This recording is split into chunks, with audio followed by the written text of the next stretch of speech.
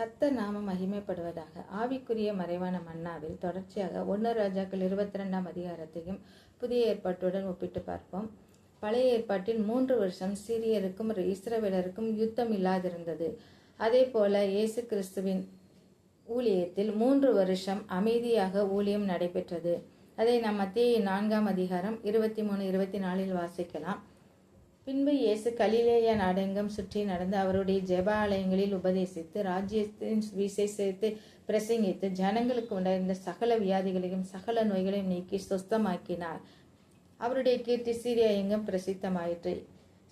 அப்பொழுது பலவிதமான வியாதிகளையும் வேதனைகளையும் அடைந்த சகல பிணியாளிகளையும் பிசாசு பிடித்தவர்களையும் அவர் சுகமாக்கினார் என்று நாம் வாசிக்கிறோம். 3 வருடங்களுக்கு பின்பு இயேசு கிறிஸ்து ஓய்வு நாளில் சுஸ்தமாக்குகிறார், கட்டளையை மீறுகிறார் என்று சொல்லி இயேசு கிறிஸ்துவை கொலை செய்ய திட்டமிடுகிறார்கள். வேத வாக்கியம் நிறைவேறத்தக்கதாக என்னுடனே அப்பம் புசித்தவன் என்மேல் தன் குதிங்காலை தூக்கினான் என்றும் கேட்டின் மகன் கெட்டு போனான் என்றும் நாம் வாசிக்கிறோம். இதற்கு இணையான பழைய ஏற்பாட்டு வசனம் எங்கே இருக்கிறது என்றால் 1 ராஜாக்கள் 22ஆம் அதிகாரத்தை நாம் முழுவதும் வாசித்து அறிந்து கொள்ளலாம். யூதாஸ் 30 வெள்ளிக்காசுக்கு ஆசைப்பட்டு இயேசு கிறிஸ்துவை காட்டி கொடுக்க சாத்தான் தூண்டினான். பின்பு சாத்தான் அவனுக்குள் புகுந்தான் என்று வாசிக்கிறோம். பழைய ஏற்பாட்டில் ஆகாப் இஸ்ரவேலின் ராஜாவாக இருந்ததினால் ராமோத் என்ற இடத்தை கைப்பற்ற வேண்டும் என்ற ஆசையை தூண்ட சாத்தான் தூண்டினான்.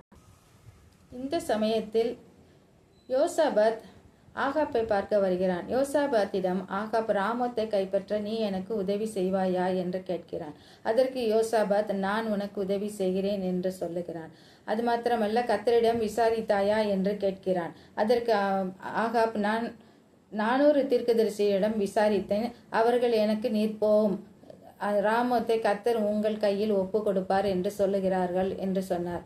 அதற்கு கர்த்தருடைய தீர்க்கதரிசியை விசாரித்தாயா என்று யோசாபாத் கேட்கிறான். அப்பொழுது மிகாயா என்ற ஒரு தீர்க்கதரிசி இருக்கிறார். அவர் எனக்கு நன்மையாக அல்ல தீமையாகவே சொல்லுகிறதாக ஆகாப் சொல்லுகிறான். அப்பொழுது அப்படி சொல்லக்கூடாது, அவரை அழைத்து விசாரிப்போம் என்று சொல்லி அவரை அழைத்து விசாரிக்கிறார்கள். அப்பொழுது அவர் ஒரு தரிசனத்தை கண்டதாக சொல்லுகிறார் அந்த மிகாயா தீர்க்கதரிசி. இதை நாம் பரலோக கான்ஃபரன்ஸ் என்று நாம் பார்க்கிறோம். 1 ராஜாக்கள் 22ஆவது அதிகாரம் 19-25 வசனம் வரை வாசிக்கும் போது கர்த்தர் சிங்காசனத்தில் வீற்றிருக்கிறதையும் பரமசேனை வலது இடது பக்கத்தில் நிற்கிறதையும் கண்டேன் என்று சொல்லுகிறார். அப்பொழுது கர்த்தர் ஆகாப்பை ராமோத்தில் விழ வைக்க அவனுக்கு போதனை செய்வது யார் என்று கேட்கிறார். அப்பொழுது இப்படியும் அப்படியுமாக சொல்லுகிறார்கள். அப்பொழுது ஒரு ஆவி நான் போய் அவனுக்கு போதனை செய்கிறேன் என்று சொல்லுகிறது. இந்த ஆவிதான் பொய்யின் ஆவி. இவன் பொய்யனும் பொய்யுக்கு பிதாவுமான சாத்தான். இந்த ஆவியின் ஆலோசனைப்படி 400 தீர்க்கதரிசியின் வாயிலும் பொய் தீர்க்க தரிசனம் சொல்ல வைத்தது. இதனால் தான் 400 தீர்க்கதரிசிகளும் பொய் தீர்க்க தரிசனம் சொன்னார்கள். மிகாயா தீர்க்கதரிசனி சொன்ன தீர்க்க தரிசனம் என்னவென்றால், இஸ்ரவேலர்கள் எல்லாரும் மேய்ப்பனில்லாத ஆடுகளைப் போல மலைகளில் சிதறப்பட்டதை கண்டேன் என்று சொல்லுகிறார். புதிய ஏற்பாட்டில் மார்க் 14:27 நாம் வாசிக்கிறோம். இயேசு கிறிஸ்து சொல்கிறார், மேய்ப்பனை வெட்டுவேன், ஆடுகள் சிதறடிக்கப்படும் என்று எழுதியிருக்கிறபடி இந்த ராத்திரிகளை எண்ணி நிமித்தம் இடர்கள் அடைவீர்கள் என்று சொல்லுகிறார். பழைய ஏற்பாட்டில் ஆகாப் 400 தீர்க்கதரிசிகளின் பேச்சை நம்பி யுத்தம் செய்ய ஆயத்தமாகிறான். எப்படி என்றால், ஆகாப் வேஷத்தில் யோசாபாத்தும் யோசாபாத் வேஷத்தில் ஆகாப்பும் யுத்தத்தில் நுழைகிறார்கள்.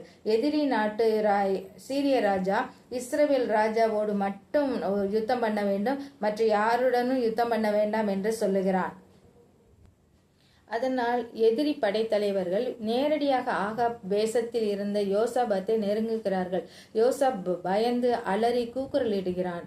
ஆனாலும் ஒருவன் அறியாமல் எய்த அம்பினால் ஆகாப்பின் கவசத்தின் சந்துக்கு இடுகில் பட்டு காயமாகி அந்த காயத்தின் இரத்தம் முழுவதும் வெளியேறி செத்தான்.